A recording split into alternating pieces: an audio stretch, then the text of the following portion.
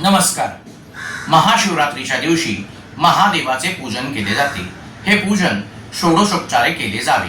हे पूजन करताना अभिषेक केला जातो.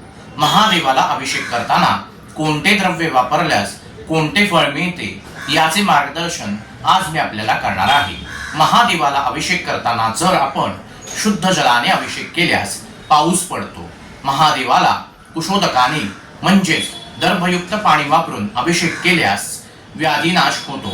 महादेवाला गाईचे दूध किंवा साखर मिश्रित पाणी वापरून अभिषेक केल्यास पुत्र प्राप्ती होते. महादेवाला दह्याने अभिषेक केल्यास गोधन प्राप्ती होते. महादेवाला तुपाचा अभिषेक केल्यास वंश विस्तार होतो. महादेवाला मधाचा अभिषेक केल्यास क्षयनाश होतो. सर्व पापांचा नाश होतो. व्याधींचा देखील नाश होतो. महादेवाला साखर मिश्रित दुधाने अभिषेक केल्यास मनुष्य बुद्धिमान होतो. महादेवाला कर्पूर मिश्रित पाणी वापरून अभिषेक केल्यास आपला ज्वर निवारण होते. महादेवाला जर आपण तेलाचा अभिषेक केल्यास शत्रूंचा नाश होतो.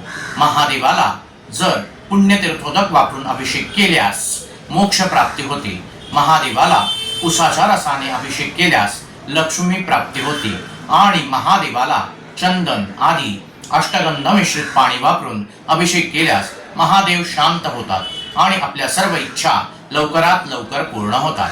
त्यामुळे आपल्याला जे फळ हवे आहे ते फळ मिळवण्यासाठी महादेवाला त्या द्रव्याने अभिषेक करावा, म्हणजे आपल्याला आपले इच्छित फळ लवकरात लवकर प्राप्त होईल.